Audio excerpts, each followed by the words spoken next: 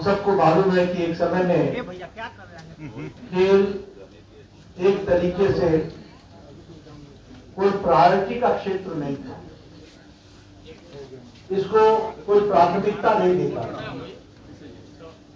और ठीक है, हमारे लोग ओलंपिक्स में जाते हैं तो जाएं, एक जिसको कहा जाए कि एक रूटीन कार्यक्रम सा माना जाता है।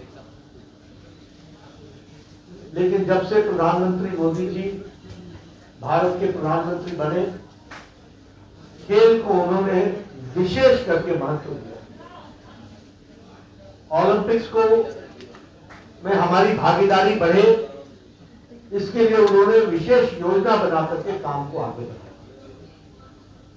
और सबके लिए ध्यान में आएगा कि उन्होंने जहां ओलंपिक्स को पूरा प्रायोरिटी दी, पूरी तवज्जो दी, पूरी उसको प्राथमिकता दी, वहीं पैरा ओलंपिक्स को भी मुख्य धारा में लाने का काम प्रधानमंत्री मोदी जी ने किया।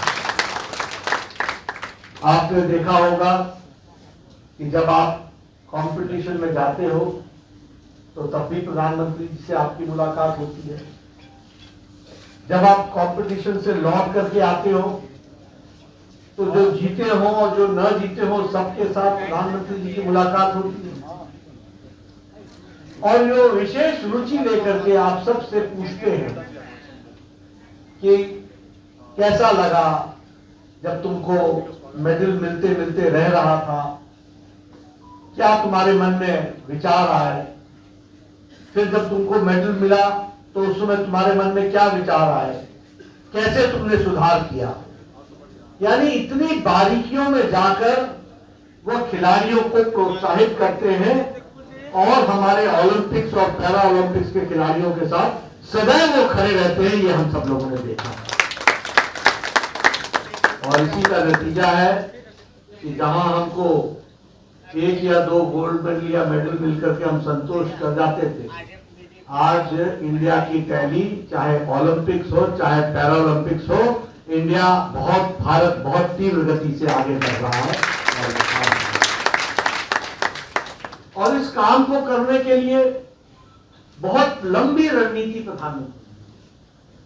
सबसे पहले तो आपके स्पोर्ट्स का बजट वो 3 गुना बढ़ा दिया और उसके साथ साथ जो एक समय में 1000 करोड़ रुपए था उसको बढ़ा करके 3342 करोड़ रुपए किया गया और इस तरीके से इसको बढ़ाने का कार्य।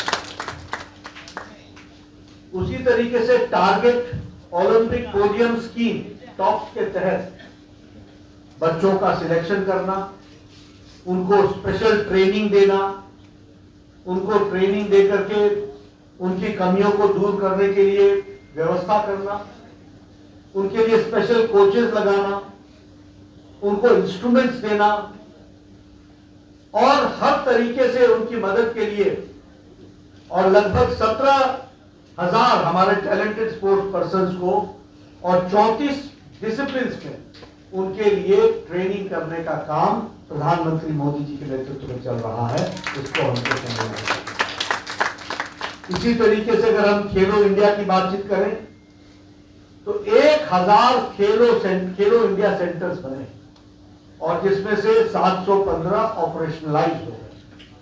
यानी कभी हमने सोचा नहीं था कि कभी खेलने के लिए भी व्यवस्थाएं भारत सरकार करेगी, लेकिन जब से मोदी जी प्रधानमंत्री बने हैं तब से चाहे वो टॉप्स हो चाहे वो खेलो इंडिया की स्कीम हो, 1000 खेलो इंडिया सेंटर्स बनाए जा रहे हैं। और जैसा मैंने बताया कि 715 सेंटर्स उसमें उनको पूरा करने का काम किया है।